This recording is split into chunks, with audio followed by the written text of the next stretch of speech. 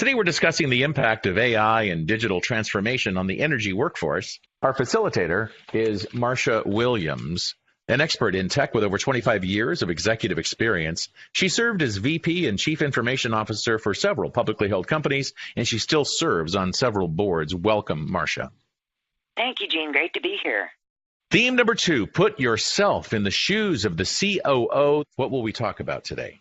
Well, in previous themes, we looked at sort of what were the emerging artificial intelligence and digital transformation technologies that were starting to play out in the oil and gas industry. So what we decided to do in this theme was take a more pragmatic look at those changes and focus on areas the panelists thought were most in need of attention as organizations begin to undergo those transformations.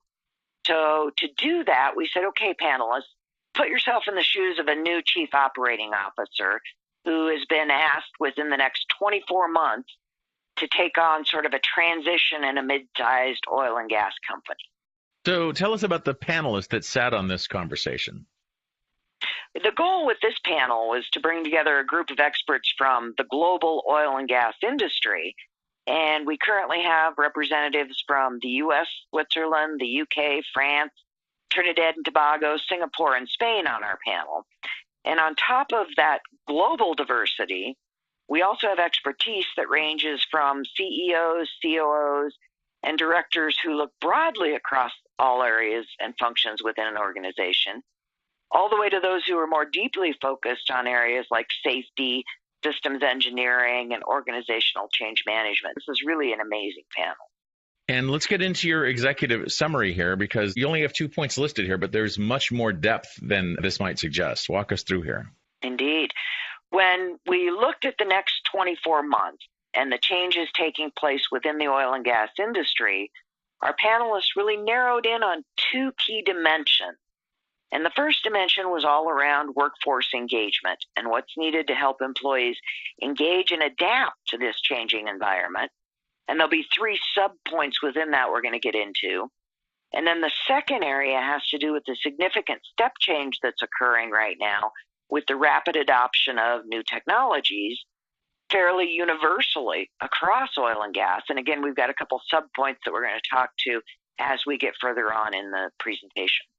Okay, so as we get into key point number 1, there are going to be several key points that relate to that, but let's start with this one. Right. The first of 3 relates to the workforce engagement dimension. And key point number 1 speaks specifically to the need for building awareness amongst the existing workforce and getting them really invested in the process early on.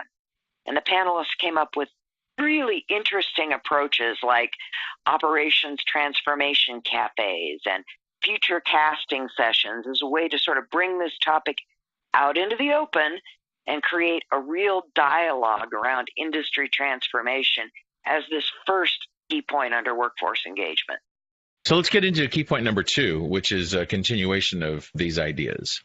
Right. Within the workforce dimension, point 2 related to workforce engagement and creating organizational knowledge. So knowledge around what's happening both in the oil and gas industry as well as other industries that are undergoing such a massive period of transformation. Now let's talk about how do you get the knowledge into the hands of the people that are going to have to help make this happen. And they suggested things like workshops focused on the potential of these new technologies and simulations where employees can begin to see the potential and what type of outcomes are possible. And that, maybe outcomes that we're seeing in other industries that we can bring into this current industry. It's not just what's happening within oil and gas. And your final point here in terms of workforce engagement, key point 3.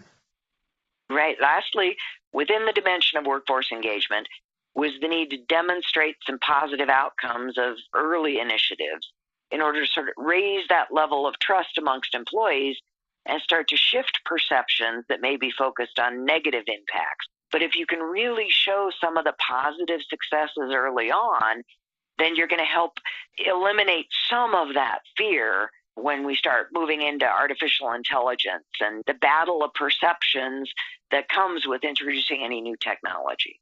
So key point 4, now we change our direction a little bit in our conversation, right? Indeed. So in the next 3 key points, this one starts with how do we look at technology and where do we start in this transformation? And in order to remain competitive, the panelists all agreed that implementation of artificial intelligence and machine learning needs to be embraced. And to get there, the first step is to look at re-architecting the basic technology infrastructure as it relates to the asset base.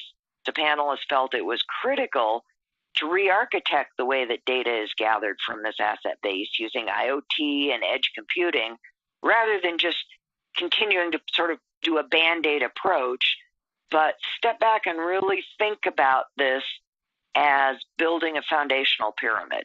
And stepping into key point number 5, enterprise data architecture. Right. Now, to build upon this enhanced communication capabilities across the asset base, the next step is to build the data architecture to allow for ingestion of all this new data that you're now collecting.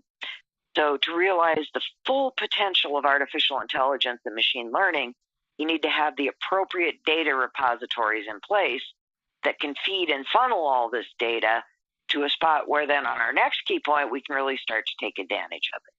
So then we get into our final point here, which is to optimize the business processes. Right. And now that there's this foundation in place, you can use artificial intelligence and machine learning to do things like optimizing business process. By way of example, the panelists pointed to the fact that within oil and gas, there's a plethora of tasks that occur on a daily, weekly, or a monthly cadence.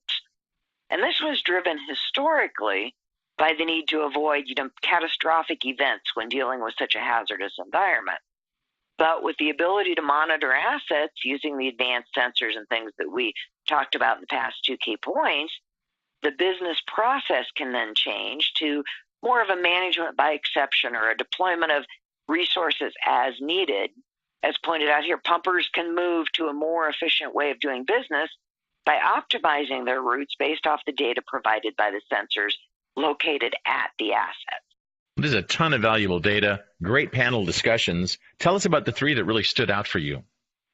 Well, our top 3 contributors during this theme were all very passionate about transformation within the industry, and each came at the topic from a slightly different perspective.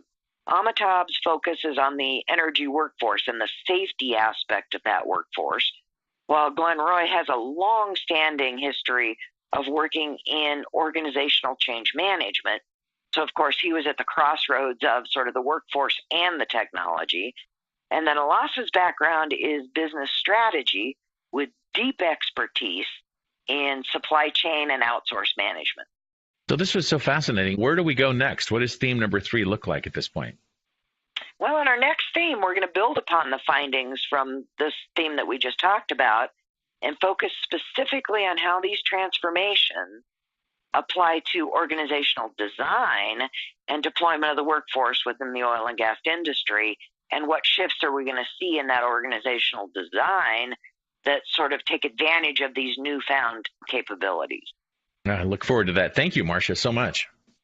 Thanks, Gene.